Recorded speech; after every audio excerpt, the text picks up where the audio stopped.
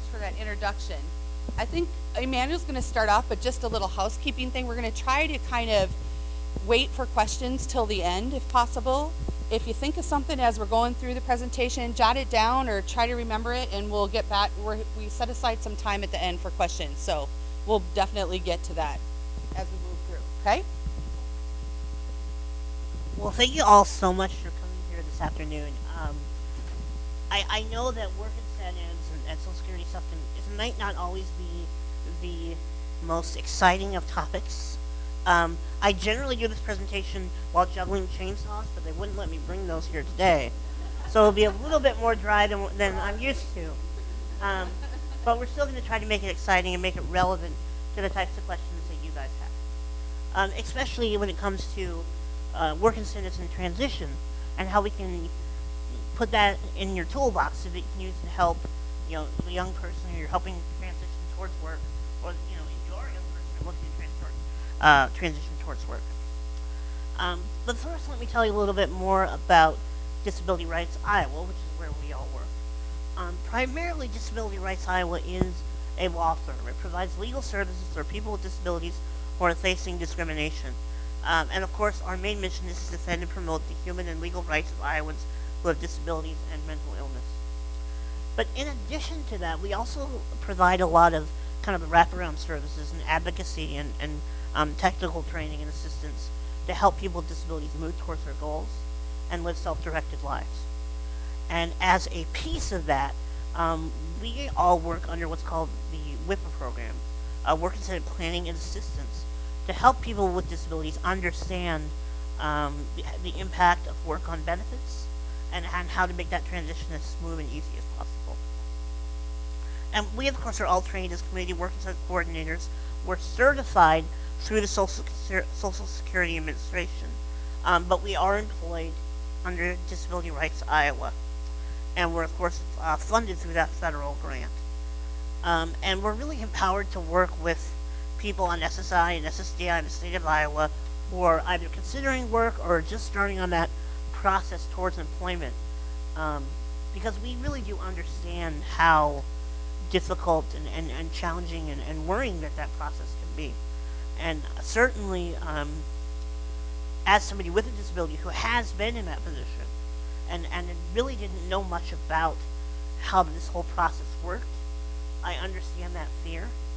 I understand how misinformation and not really having a full picture can kind of make that fear worse. Right? And so we're just here today to kind of educate a little bit about what we do and hopefully alleviate some of those fears so that you and the individual looking to work can kind of all work together towards that goal. And and some of you may have heard me talk about this earlier in the day, but for those who didn't, I was lucky enough to grow up with parents who really made work an expectation and talked about work like it was a given, right? It was never discussed in hypotheticals. We didn't have conversations where we said, let's explore what job opportunities might be available for Emmanuel, or let's all start a discussion about what work might look like. It was all much more definitive than that. And we were talking about, when Emmanuel gets a job, how's it going to impact his benefits?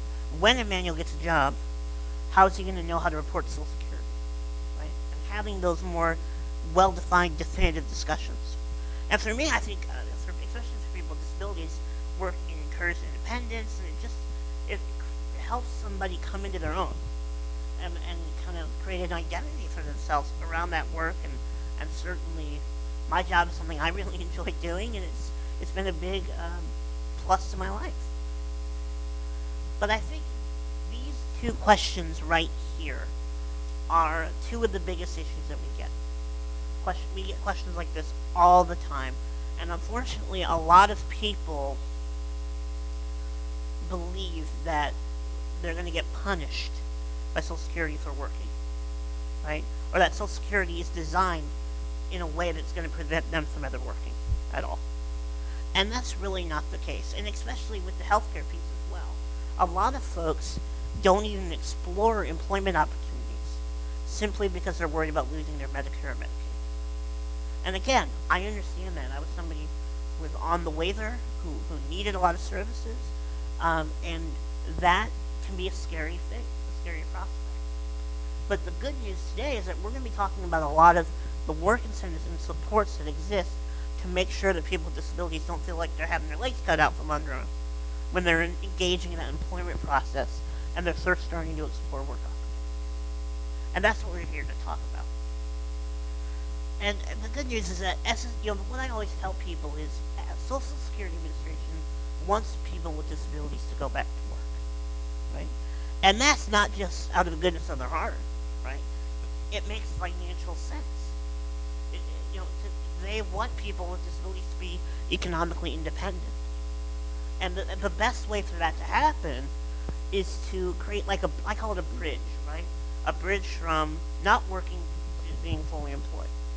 And every step along that bridge, making the person with a disability feel secure and supported and not feel like they're going to lose essential financial or medical supports just because they want to explore having a job. And luckily, there are so many tools that we can talk about both on the SSI and the SSDI side that can make that process a lot easier for folks and certainly help them save for their work goals. I'm not sure what supervillain decided to call these benefits SSI and SSDI because that is so incredibly easy to get mixed up, especially for somebody who's not very familiar with it. But they are very separate things. For SSI, that's really more the supplemental security income, right? That's the safety net. That's for generally folks who have very, very little resources to allow them money they need in order to meet essential needs for life, right? It's not based off of work history. You don't need to have a long employment history in order to draw off it. It's simply a needs-based program. With SSDI, that's a very, very different thing. It's insurance paid through taxes. So it's really, it's either drawing off of the money that you paid into Social Security off your own work history, or the money that the person you're drawing off of paid into. So for example, with my father, I was able to draw off of his Social Security when I was on benefits. And so I received SSDI. And of course, as a part of SSDI, you can receive Medicare after a 24-month waiting period, which again is one of those big things that a lot of folks are worried about losing when they first begin to discuss transitioning to work and exploring those opportunities. And I'll let Kelly talk about levels of service.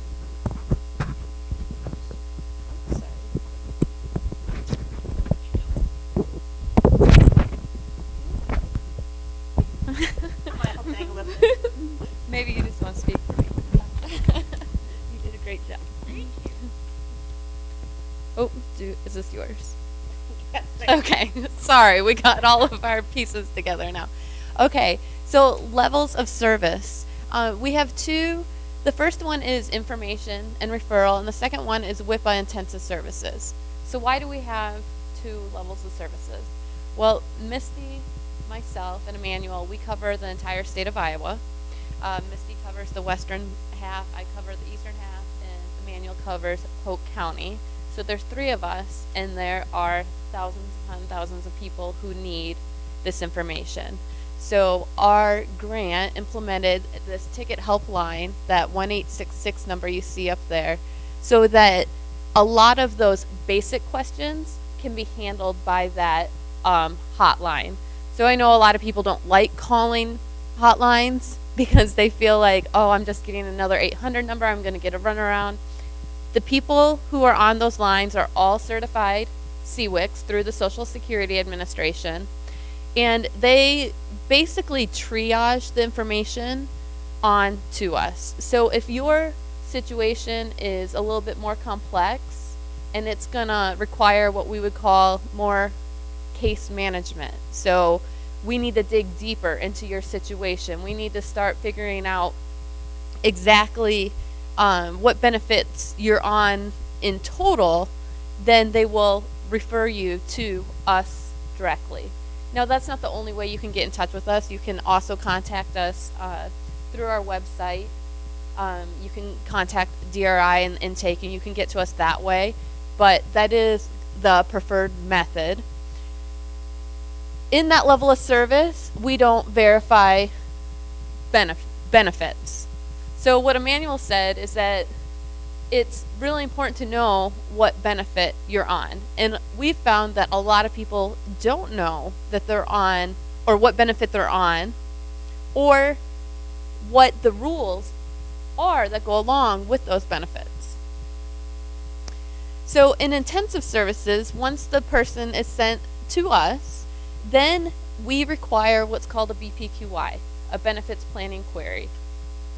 And basically what this does is it outlines any sort of work incentive use, and it identifies for certain this is what the Social Security Administration has on record for you. And we always, always, always reiterate how and when to report, because that is one of the key pieces of working and being on Social Security benefits, is that communication with the Social Security office. Okay, so the BPQI. This shows what type of benefit you're on, your entitlement date. It'll also show your earnings on record by year, your medical coverage, and we also talked about work incentive usage. So why do we care? Why is this important? Again, the different rules for each program. Now, we don't expect you guys to be Social Security experts. That's what keeps us employed. That's what keeps him juggling his chainsaws, is by having that knowledge. And that's what we're here for. We're here to support you or your child in their process of transitioning into work from benefits. It's also an opportunity for us to cross-check what Social Security has on file. You would be amazed at what we find when we take a closer look and we analyze what's going on in the file, some things that we can get the file caught up on and corrected. So typically, children under the age of 18 receive the SSI benefit. Most children receive SSI, and the reason that is because there is not an SSDI benefit specific for children.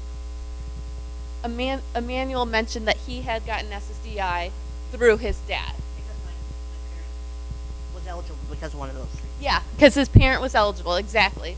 So that's a way that a child could get the SSDI benefit, is through a deceased worker, a disabled worker, or a retired worker. And those are called auxiliary benefits. So the Social Security Administration determines an individual to be an adult at the age of 18. So a lot of individuals who receive this SSI benefit as a child, and a lot of families, they believe that benefit is going to continue into adulthood, but that's not necessarily the case. As you can see here, in about 600 students that go through the redetermination process, over 67% do not meet the adult criteria. So again, it's really important to have those work experiences and create that expectation for work, because this benefit that they have as a child may not transfer into adulthood.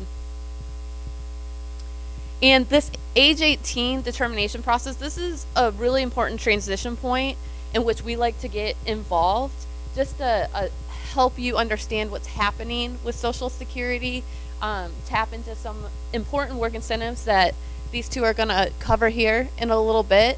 But this automatically occurs at some point after the 19th birthday. So this is an automatic process. It's not something that you have to apply for.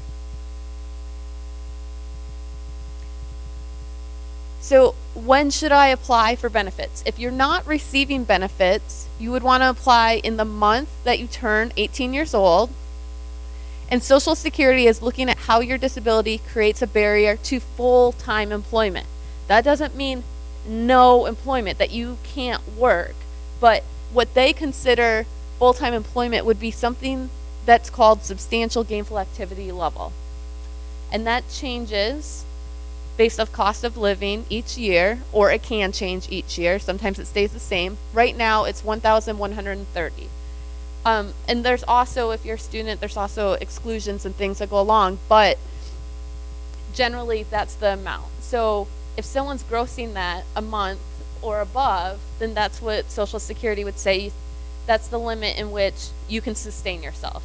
If it's below that amount, then they say, okay, that's fine. You can still be eligible for the benefit. And you do have to apply for both SSI and SSDI separately. So there is a little kind of gray area when someone turns 18, and let's say that Social Security determines that nope, they don't qualify under the adult rules, in which a child can continue their benefits. And this is what's called Section 301. Okay, everything in Social Security, there's a number or there's an acronym, it's nothing real fancy. So Section 301, this is continue payment under the VR or similar program. So what this means is that while this child is participating in a VR program, they have an IEP, they're going to school, something similar to that, then if they were not, or if they were considered to be not eligible under the adult rules, their benefits could continue on until they completed their program. So even though they turned 18 and Social Security says, nope, you don't qualify as an adult, they're still going to allow that benefit to continue on as long as these things are in place. Another way is through the PASS plan, which we're going to touch upon, which is a really, really cool work incentive. And you have a handout at your table there, that little brochure, the Social Security brochure, the red one, red and blue, that outlines the PASS plan. So some facts about Section 301. It only offers extended benefits to those that would have terminated due to medical recovery, allows continued payment to any auxiliary benefits drawing off the insured worker. The Medicare, Medicaid continues. It applies to both SSI, SSDI, and you still must continue to meet all of the SSI eligibility criteria. And the last thing, you can appeal. So sometimes Social Security doesn't have on record that there is an IEP. They might not know that. They might not have that on their file. And if that's the situation, then you would want to appeal, and you would want to submit that new information to Social Security and let them know, hey, this is what's going on. Can they continue to receive their benefit? All right, and now I'm going to hand it over to Mistie. We'll see if I can grab everything. Just two hands. Don't steal anything from Emmanuel. Okay, I'll try not to. So both Kelly and Emmanuel touched on some different aspects of what we do under the Work Incentive Planning and Assistance Project. And we're going to talk a little bit more about what that SSI calculation looks like, and still even cover a couple of the work incentives. So if you're a student in that transition age group that we're talking about today, and most of today's sessions are kind of based on what's going to happen to your SSI benefit when you decide to work. And as Emmanuel said, we're hoping that more and more that's the expectation. It's not what if you're going to go to work, it's when you go to work. And the earlier the better, really, because that way you're already starting to work towards those work credits that may down the road help you be eligible for the SSDI side of things that we talked about earlier, that you have to have enough work credits. Yeah, and you're always going to be more financially ahead, right? A little walking around money, as my sons like to say. So pieces of that we can apply with somebody who's receiving SSI benefits are work incentives that are a great way to maybe exclude some of those earnings that they're making so that they keep their benefits at a full or higher amount, which again helps them become more financially independent and be able to sustain themselves as they're transitioning into employment or being able to pair up those benefits. And we've listed out a few of those for you here on this slide, including just the basic earned income exclusion, the impairment related work expense, and again, you'll notice the acronyms because we love our acronyms just like Social Security does. And plan for achieving self-support is a really big one, typically underutilized in Iowa. We have to toot our horn a little bit that Iowa, through us and other benefits planners across the state, is one of the highest pass plan numbers in our region. So we're pretty proud of that because it's a great way for folks who receive disability benefits under this program, SSI and even SSDI, to make that work for them. Student earned income exclusion kind of goes along with what Kelly talked about in section 301. It's a little more specific to going to school full time and pairing up, looking at your earnings and what can be excluded. 16A, 19A, and B, we'll touch upon those just a little bit. And then if a person has a vision impairment or is blind, they can also apply blind work expenses. And then of course, we'll talk about expedited reinstatement a little bit as well. So let's talk math a little bit. That's just what you wanted after lunch, right? A little bit of math calculation. We'll try to keep it some easy math for the afternoon. And this is what the SSI earnings income calculation look like. So let's say you're working and you're making $1,000 gross earnings from your job. And keep in mind, for SSI, they count that money when you actually receive that check. So if you're working in May and you don't get that last week's check until June, it still counts as June money because that's when you receive it instead of May money. So that's just something to keep in mind. The first thing that Social Security is going to do is give you a general exclusion. Everybody gets to count this exclusion. So right away, they're going to subtract $20 off that $1,000. Then, because you're working, they're going to put that work incentive in there for that earned income exclusion. So they're going to take another $65 off of what's left. Then they're going to take that $915, they're going to divide it in half. So really, they're counting less than half of your gross earnings. So they're really only counting $457.50 as what's countable when they look at how much your SSI check is going to be down the road. And again, just keep in mind with SSI, there's a 2-month lag period. So if you're turning in and reporting your earnings for this month, for May, it's not going to count for your June check, not even really your July check, possibly your August check, depending on when you get it all submitted. So there's at least a 2-month lag time on that.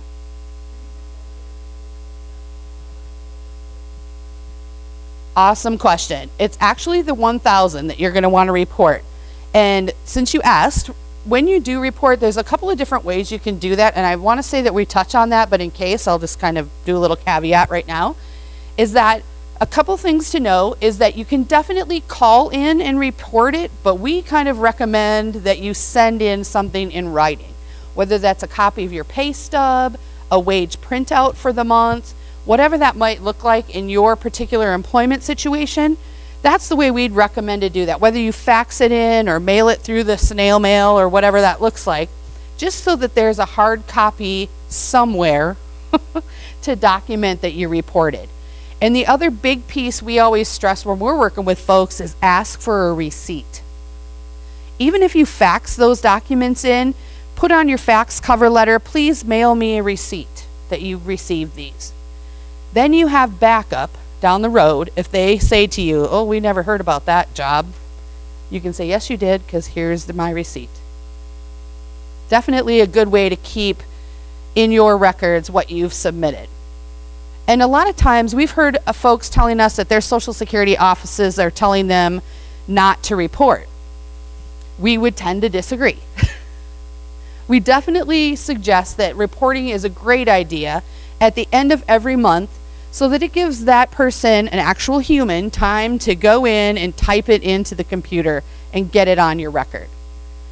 The IRS system and the SSA systems only talk to each other once a year. So unless they're hearing it from you, they don't know what's even happening. Okay? Yeah.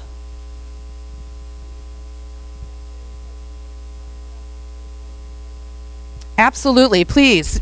We can email you the handout electronically, or any of the brochures that you see on the tables. If you need extra ones, let us know and we'll get them out to you. Thank you. So a little bit more about this earned income exclusion. Like we mentioned, that piece of it happens for anybody who works, and right now it's $65.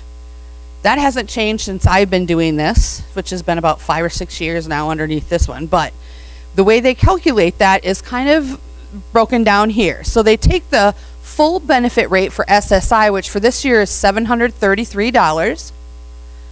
They minus what we called those countable earnings after we did that calculation. So what that looks like is $275.50 that you'd still receive for an SSI check, plus your gross earnings of $1,000. Definitely financially better to work than it was to only receive your SSI check. So I mentioned a little bit about one of the work incentives that's very helpful to students who work, and that's called student earned income exclusion. And there's a couple little caveats on that. One of those is you have to be 22 or under. You have to be regularly attending school, and that might look different whether or not you're in high school, if you're in college, if you're being homeschooled. Social Security breaks that down, and I've listed a few of them here on the slide, from 8 hours to 12 hours a week. It really depends. And I mean, that could even be a vocational training course if you're going to school to be a welder or whatever that might look like for you. And as I mentioned, home study can be considered depending on how many hours a week you're looking at that. And what this work incentive does is that it allows that student to totally exclude up to $1,780 a month of their work earnings. That is a lot of money for a student to make while they're going to school. And off the top of my head, most students at a part-time minimum wage job are not going to even hit this. It's going to be further down from this, so they're not going to have any of that money excluded. What does that mean? Or I should say they're going to have all of that money excluded. That means they're still going to get a full SSI check, $733, plus all of their earnings, and nothing is going to count against them.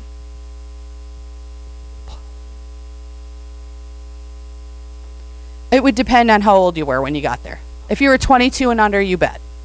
You bet. Yep. And the biggest piece of that, and I think another part of it that's even more important than the money, because most students in that age range, 22 and under, it's all about the money, right?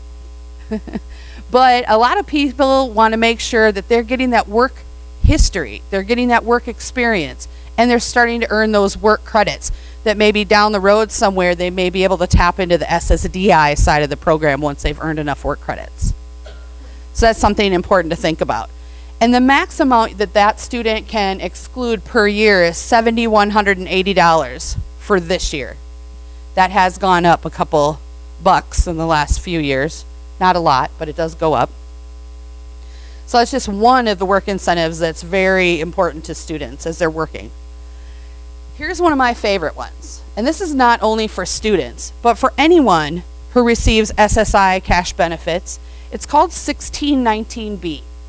And what it says is that if you get to a point where your just SSI check goes to zero, so you're making about $1,500 and some change a month gross earnings, and your SSI check goes to zero, you can still tap into the Medicaid or health insurance coverage because that check was reduced from work earnings.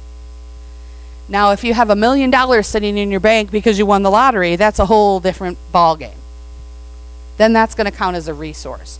But this particular work incentive applies if it is because of work earnings that that SSI check went down. And you can make, for Iowa state threshold, $32,575 for this year. And we always hope that that goes up a little bit. There's always an opportunity to ask for an individualized threshold on that, depending on your medical necessity and your high expenses. But in general terms, it's about $32,500 that you can make a year before that starts to be affected. Another great work incentive that partners with Medicaid is Medicaid for employed persons with disabilities. It's another form of Medicaid. It's just another way to tap into that service. In Iowa, there's about 48 different ways to tap into Medicaid, and this is just one. And there's a couple pieces to that that we think that are really important.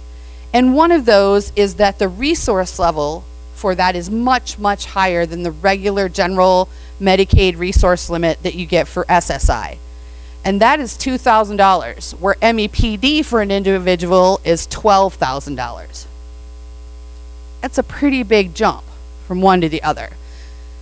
A couple eligibility criteria of that. Of course, you still have to meet the disabled rules according to Social Security.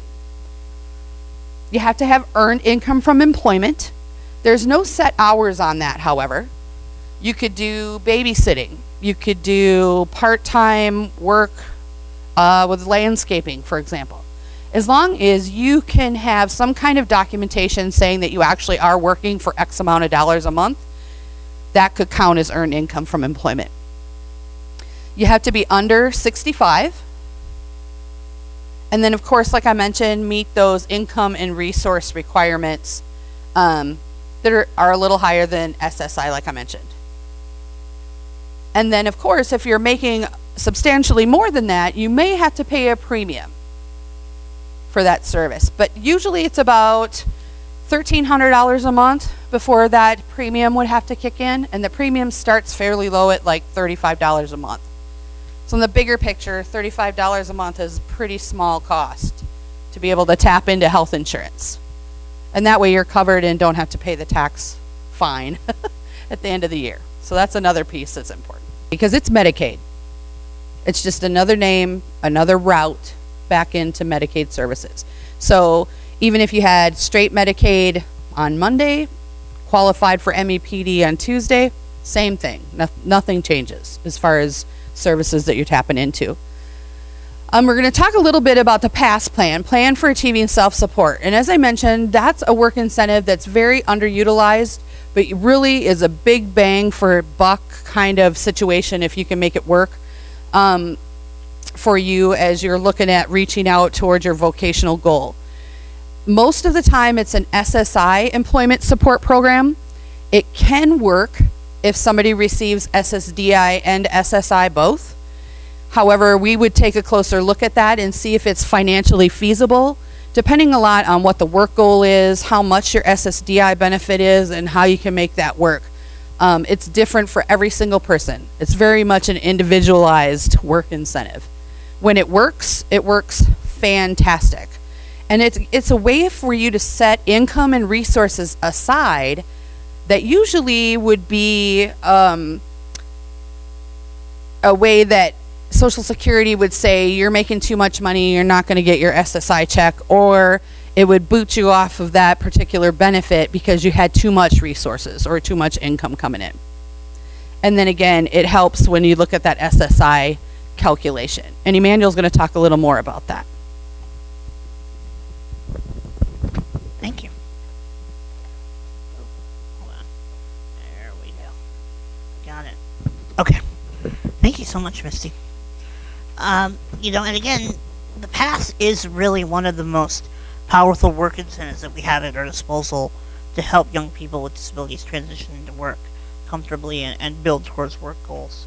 It allows folks who are receiving SSI to kind of set that money aside and begin to save up resources to apply towards costs that might come with their work goal, and to make it really a financial possibility. Because for a long time, let's say for example, if I was on SSI and we didn't have access to a PASS, right, being able to save up money would be really, really difficult without jeopardizing my benefit or running into resource limit problems. And so PASS is a way really to make a stress-free avenue for folks to save up money towards their work goals without worrying about their earnings cutting a chunk out of their benefit. Now, let me give you an example. So, I'm earning, right? I'm starting to earn some money, and I decide that I'm going to be a professional video game reviewer, right? So I just go ahead and buy, any amount of money above that might start taking some chunks out of my SSI. I just go buy a whole bunch of video games, call it my pass plan, and Social Security's not going to worry about it, right? Well, not so much. As nice as that might sound, that's not quite how it works. Because, and this is true for a lot of the work that we're talking about, Social Security, as convenient as it would be, they are not mind readers, right? And so communication is really, really important. And especially getting a lot of these work incentives approved by Social Security before you're earning all this money, right? That's the easiest way to do it. So for the pass, what you'd want to do is you'd want to put together a pass plan, and nudge, there might be 3 people here who can talk to you afterwards who can talk to you about how to do that. And the pass plan would allow you to work with Social Security to figure out a plan and begin to put that money aside without having to worry about any older payment problems or stuff like that. So of course it needs to be, the pass plan though, needs to be directed towards a vocational goal, a specific vocational goal, right? You can't just write, I want to work as my pass plan, right? It's got to be a structured thing. And it really should be, there's an expectation that it's self-sufficient, right? Not a hobby. We're not talking about, small little crafts. We're talking about something you could really do for a full-time job. At least to that SGA level that Misty was talking about earlier. And then really it's, the whole goal is to get to that place of employment. Now, here's another problem that you can run into. Earlier on in the PASS program, right? Some gentlemen signed up a FAST plan to save up for a work goal, right? And saving up, and then Social Security comes to call to check on that money, and it's not there, right? Well, where did that money go? Well, unfortunately, this gentleman decided to go test his luck in Las Vegas, right? Emptied out all that money, and poof, it's gone, right? That money is there to spend towards the work goal, right? And if you misspend it, right, you're not entitled to it anymore, and Social Security is going to want that money back for an overpayment. So again, it comes back to communication. It's really, really important, A, that you set all this stuff up with Social Security beforehand, and potentially work with the work incentive coordinator to make that possible. But B, once you have the PASS plan in place, you definitely want to make sure that you're documenting everything correctly and spending it correctly. And for all these work incentives that we're talking about, we're not going to be the folks determining whether or not they can be applied or not. We can offer guidance, we can help you plan, but ultimately, at the end of the day, Social Security are the ones that need to make that decision. For a PASS plan, there are so many different ways you could use it. You could save up for educational and training costs and items towards a business. I know a really national example that one person uses. Some person saved up for a vehicle that they could use to go to help and unlock people's cars for them, right? And so they saved up for the tools, and they saved up for the car, and and everything was structured out in a way that made financial sense. And Social Security's like, absolutely, that sounds like a great plan. And then they're able to set aside all these earnings as they made them to put towards that work goal. And it's very flexible, and we can always offer guidance on what we think would probably be feasible, and sometimes we're going to hear ideas that will say, well, you can give it a shot, but we can't tell you this is probably going to get approved. And the good thing is, we're really here to help make this whole process less threatening, and also talk more in depth about all the stuff that we heard about earlier.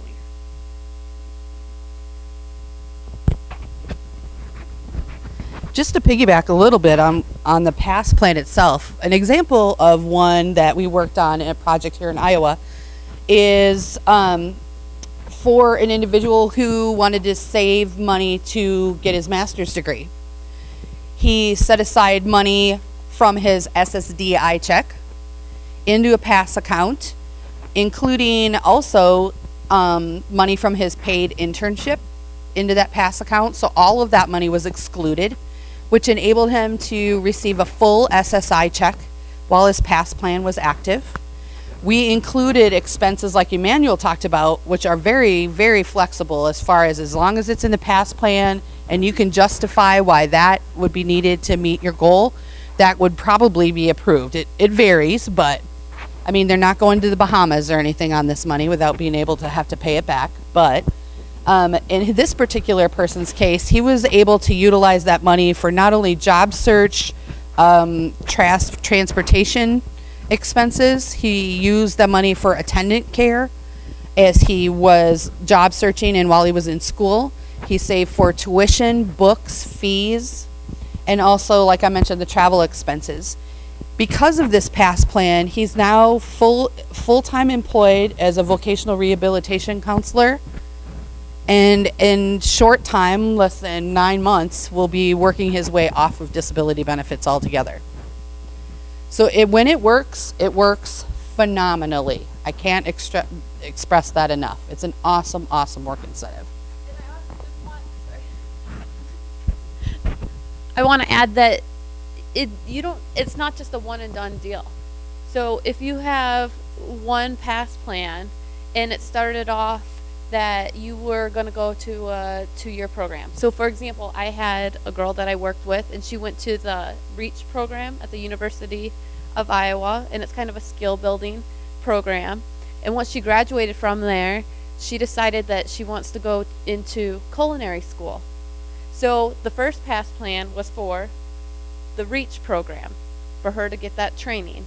So the second pass plan is going to be for the culinary school, because those are 2 separate vocational goals. So you don't just have to have one. Sometimes they can continue on too. It's a flexible document. As long as the vocational goal remains the same. I had an individual, she started going to school to get her bachelor's, and then she graduated and decided that she wanted to go on and get her master's, and that was just a continuation of the pass plan. We just adjusted it with Social Security, and they said, okay, yep, we'll approve you for a couple more years so you can continue on your education, same goal. So it's a phenomenal work incentive. Can't say it enough.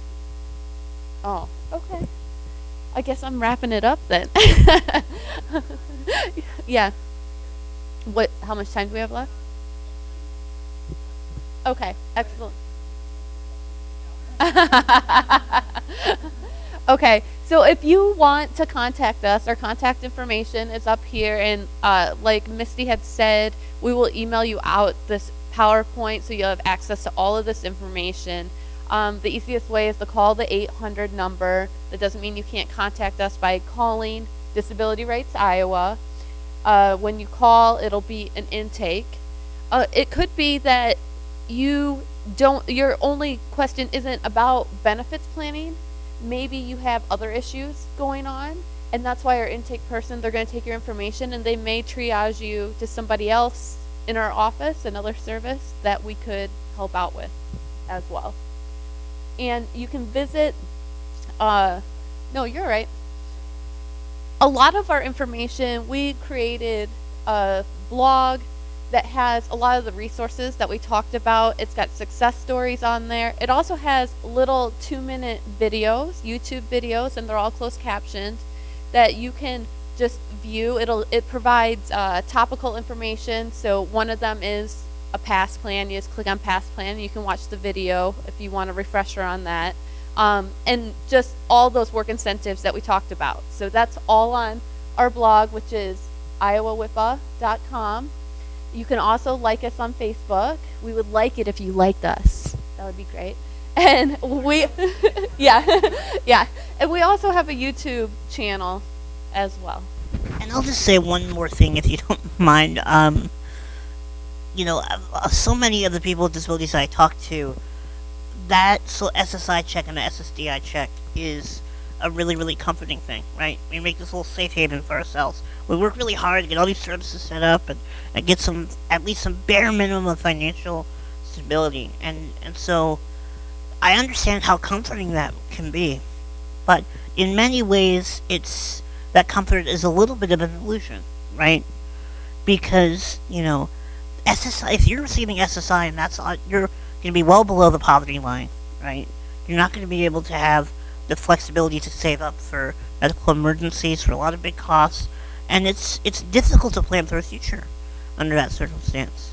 And so I really would encourage you and encourage young people to maybe challenge yourselves a little bit into going to new things. It might seem a little bit uncomfortable at first, but that's why we're here, is to make you comfortable, help you understand the process, and hopefully get you to a place where you can plan for the future that you want and have a little more money to make the choices that are important to you. So, thank you so much. I really appreciate it. So we left a little time for questions. This is definitely just an overview of everything that we can offer under our WIPA services programming, but if you guys have any questions that you can think about now, we'd be happy to kind of walk through those if we have still a little bit of time here at the end. Any questions that you can think of? Go ahead. The disability determination services that pairs up with Social Security and Department of Human Services, they all kind of go off of their decisions. So if your daughter's already receiving the benefits, it's those folks, as long as she still meets the criteria underneath that eligibility. Disability determination services is the same folks, so you'd have to go through them and get that diagnosis or that determination. There you go. That's the word I was looking for. And you apply for that through the Department of Human Services. Sorry. You apply to Department of Human Services. The worst they can say is no. So if you go online and it's like DHS, Iowa.gov, or if you just Google MEPD, it's going to come up and you can apply for it right online. They also have the brochure for MEPD right online as well. We do have a few out at our table at the Disability Rights Iowa table. We do. Have brochures out there for you. Yep. Another thing to think about is if she at one point was receiving Medicaid, you may connect with that income maintenance worker that you talked to before. With the changes with the MCOs, that might not be the same person, but it may be a jumping off point for you if you remember who that person is. I did. So SSDI is its own beast. It's different than SSI. So it has 3 different sets of rules, okay? Yeah, phases. The first phase is called the trial work period. And in that phase, you can earn as much money as you want for 9 different months or 9 different times and still get your SSDI check. Once that phase is done, you move into phase 2, and that is called your extended period of eligibility. And in that phase, they're going to look at what your gross wages are, and that's going to determine if you get your SSDI check for a month or for that month. And that goes on a month-to-month basis for 36 months. So, for example, I'm in that period right now. I'm on my last year of that 3-year period, right? So if God forbid, next month, I couldn't work through a medical issue related to my disability, right? My SSDI check would start right back up until my income rose back up over that SGA. It's really keeping a connection to Social Security and not closing out the file yet. Yeah, that's exactly right. So in that, it's a 36-month period. So during that time, it just goes month to month whether or not you get your SSDI check. If you quit or if you become more disabled and you can't work during that time, you just let Social Security know and you're back on your benefit. But here's the tricky part, and this is why we want you to always call us to check out that BPQY. When you're in that second phase, whether you stop working or not, once that 36-month clock starts ticking, it doesn't stop whether you're working or not. So let's say you quit in the middle of that, then a year down the road, or let's say 4 years down the road, you decide to work again, then you could actually be in phase 3, not in phase 2. And in phase 3, when you go over SGA, there's a potential that Social Security could say at that point that your benefit has terminated. So we just want to make sure when you are deciding to work that you're as prepared as possible for what's going to happen next. And there is no guess in that. It's we take a look and okay, this is what Social Security says. This is what's potentially going to happen for you. And sometimes we have to dig a little bit too, like your record might not be entirely up to date. So that's we talk through that and try to get that up to date as well. And even then, you know, just to show you how deep this goes. Yep. Even after this whole period is lapsed and your case closed and you're in that third phase, right? There's kind of backdoor ways to quickly reconnect you to your benefit if you need it due to your disability. So again, it's trying to make sure that you're not punished for going out and trying to work and earn an income well above SGA. And always kind of keeping that connection available for those who really need it. Yeah, that connection's called expedited reinstatement. So you have 5 years from when your benefit terminates to get back onto the benefit. So you would notify Social Security and you would say, okay, I'm below either that SGA level or I've ended my job and I want to get back onto my benefit. They will then review you to see if you have the same medical condition, disabling condition, and then you can get back on your benefits and you don't have to do a new application. So there are a ton of safety nets. That's why we get so passionate about benefits when people say, oh, I can't work, I'm on Social Security, I don't want to lose this. And we just want to make sure that you're making an educated decision. You know, we have no stake in the game as to what decision people make. We just want to make sure that whatever decision that they do make, it's based off of facts. Well, and the one thing I really hate to hear, and unfortunately we hear it more often than we would like, is people passing up job opportunities because they're worried about the impact it'll have on their benefit, and people deliberately minimizing their hours because they're worried about the impact it'll have on their benefit. And I think once you connect with a benefits planner, the universe opens up a little bit, and they're like we said, there's so many things we mentioned here today, right? And we can kind of go down the rabbit hole with you and figure out what's going to be applied to you and what are going to be some good options that we can explore to make the transition as easy as possible for you.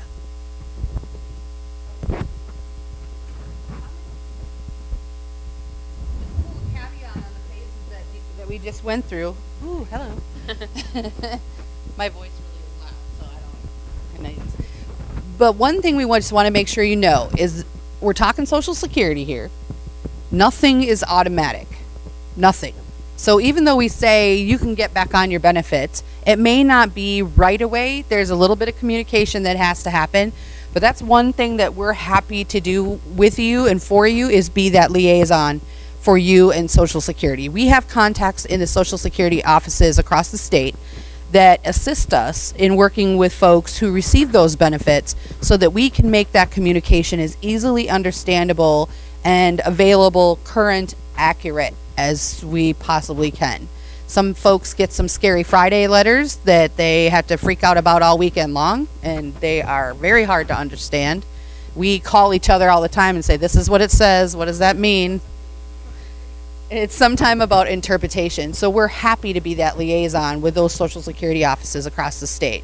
And if we can't figure it out, we'll keep going up the food chain until we can find you an answer.